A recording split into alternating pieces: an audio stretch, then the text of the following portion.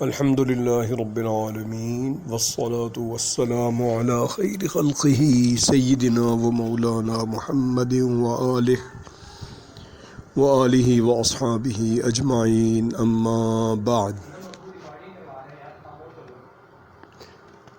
آپ حضرات کے سامنے حضرت اقدس والد گرامی حضرت مولانا سید حامد میاں صاحب رحمۃ اللہ علیہ کا مکتوب گرامی آیا جو 1975 میں لکھا گیا۔ اس کے بارے میں کئی دوستوں نے مجھ سے دریافت کیا کہ یہ خط کس کے نام لکھا گیا۔ تو یہ خط جب لکھا گیا تو یہ میرے ذمہ کیا تھا، کوئی شخص عمرے پر یا حج پہ جا رہے تھے ان کو پہنچانا، تو میں انہیں پہنچانے گیا تھا، اور جہاں تک مجھے اب یاد ہے یا خیال کے درجے میں یاد ہے وہ یہ ہے کہ وہ صاحب جا چکے تھے، جیسے تاریخ کے مغالطے میں ایک دن پہلے جا چکے ہوں یا چند گھنٹے پہلے جا چکے ہوں یا ایئرپورٹ سے میں اندر جا چکے ہوں، تو ان تک یہ پہنچا نہیں تھا۔ لیکن اس کے بعد پھر یہ خط میں نے ہی اپنے پاس محفوظ کر لیا تھا اور یہ میرے پاس ہی رہا۔ تو اب میرے پاس نہیں ہے، لیکن اس کی فوٹو کاپی تھی اور وہ نیٹ پر دے دی گئی۔ وہ اس طرح سے اس کی ترتیب ہے کہ یہ جن کے نام لکھا گیا تھا وہ حج پہ یا عمرے پر جا رہے تھے، ان کے نام یہ لکھا، اور یہ پھر ایک تاریخی خط بن گیا، کیونکہ جو کچھ لکھا گیا حالات تقریباً اس کے مطابق ہیں۔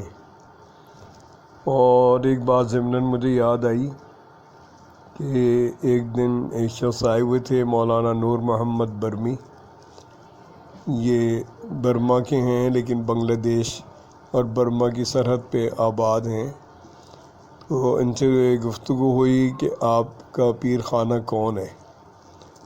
تو انہوں نے بتایا کہ ہم حضرت شاہ رفیع الدین صاحب رحمۃ اللہ علیہ جو دارالعلوم دیوبند کے محتمم رہے اور امی بزرگ تھے، یعنی ظاہری تعلیم نہیں تھی، دستخط بھی نہیں فرما سکتے تھے، ان کے دستخط کی جگہ مہر ثبت کی جاتی تھی، مہر بنائی گئی تھی۔ تو انہوں نے بتایا ان کے بارے میں کہ ہم اس سلسلے کے مرید ہیں، اور پھر ان کا ایک واقعہ بھی بتایا کہ وہ حج کے لیے تشریف لے گئے تھے، اور جب حج کے لیے گئے تو انہوں نے دو چیزیں متولی کعبہ کو پیش کیں کہ یہ میری طرف سے امانت ہیں، اور جب امام مہدی علیہ السلام تشریف لائیں گے تو آپ نے یہ انہیں پیش کرنی ہیں۔ تو ان میں ایک چیز تھی، ایک تلوار، اور ایک سب سے پہلے قرآن پاک کا نسخہ مصحف، کہ یہ میری طرف سے یعنی شاہ رفیع الدین صاحب کی طرف سے امام مہدی علیہ السلام کو پیش کر دیا جائے۔ تو اس وقت کچھ لوگوں نے ان سے سوال کیا کہ آپ کے خیال میں امام کا ظہور کب تک ممکن ہے، کیونکہ یہ چیزیں حتمی نہیں ہیں۔ تو انہوں نے فرمایا کہ میرے خیال میں 1450 ہجری کے آس پاس ان کی تشریف آوری ہوگی۔ تو یہ خط بھی جو 1975 میں لکھا گیا، اور اس میں بتایا گیا کہ 50-60 سال کا فاصلہ لگتا ہے، محسوس ہوتا ہے، تو وہ 50-60 سال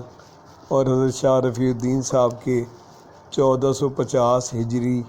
یہ تقریباً قریب ہیں، اور لگتا ہے کہ امام کی پیدائش ہو چکی، کیونکہ میرے والد گرامی نے ایک دن خواب دیکھا، جس کا انہوں نے میری والدہ مرحومہ سے تذکرہ کیا کہ آج میں نے خواب دیکھا کہ کہ آج امام مہدی پیدا ہوئے ہیں۔ اب یہ بات 83 کی ہے، 84 کی ہے، 85 کی ہے، اللہ جانے، لیکن اگر امام کی تشریف آوری 40 سال کی عمر میں ہونی ہے تو بھی وہ دورانیہ تقریباً 2-4 سال میں، 5 سال میں پورا ہو جائے گا۔ تو مجھے ایک چیز اور بھی یاد آئی، جن مولانا نور محمد برمی کا میں نے تذکرہ کیا، یہ عموماً ماریشس افریقہ کا ایک ملک ہے جو انڈیا کے قریب تر ہے، اور وہاں ہندو اور مسلمان برابر ہیں، کبھی ہندو حاکم ہوتا ہے اور کبھی مسلمان۔ تو انہوں نے بتایا کہ ماریشس میں جو میرے میزبان ہیں وہ بہت نیک انسان ہیں اور بہت عبادت گزار ہیں، عالم دین نہیں ہیں لیکن عبادت گزار بہت ہیں۔ تو ان کا ایک واقعہ بیان کیا انہوں نے، وہ یہ کہ انہوں نے خواب میں دیکھا، ان کے ماریشس میں مولانا نور محمد برمی کے میزبان نے خواب دیکھا کہ ایک بچہ ہے جو امام مہدی ہیں، اور ایک ان کے ساتھ ان کے والد ہیں۔ وہ کہتے ہیں خواب میں نے دیکھا اور خواب اچھی طرح مجھے یاد رہا۔ اس کے بعد پھر ان کا عمرے پہ جانا ہوا۔ وہ کہتے ہیں کہ میں نے حرم مدینہ یا حرم مکہ، یہ اس وقت مجھے یاد نہیں، کسی جگہ اسی بچے کو اور اسی شخص کو، والد کو دیکھا۔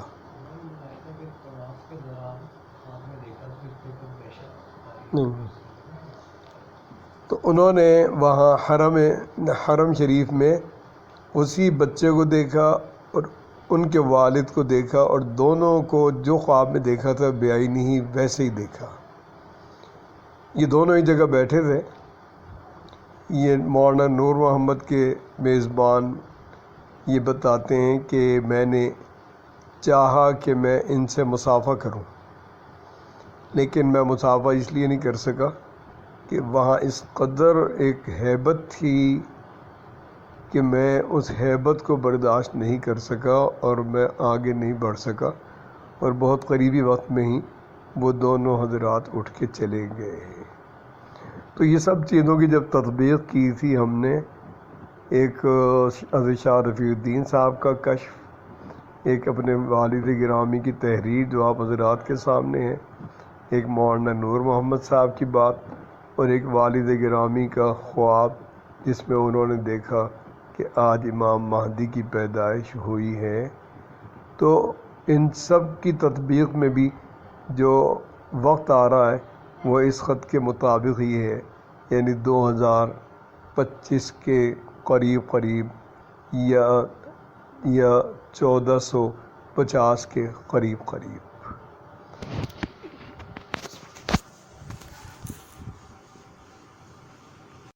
تو اس طرح سے حالات اسی طرح کے بن رہے ہیں،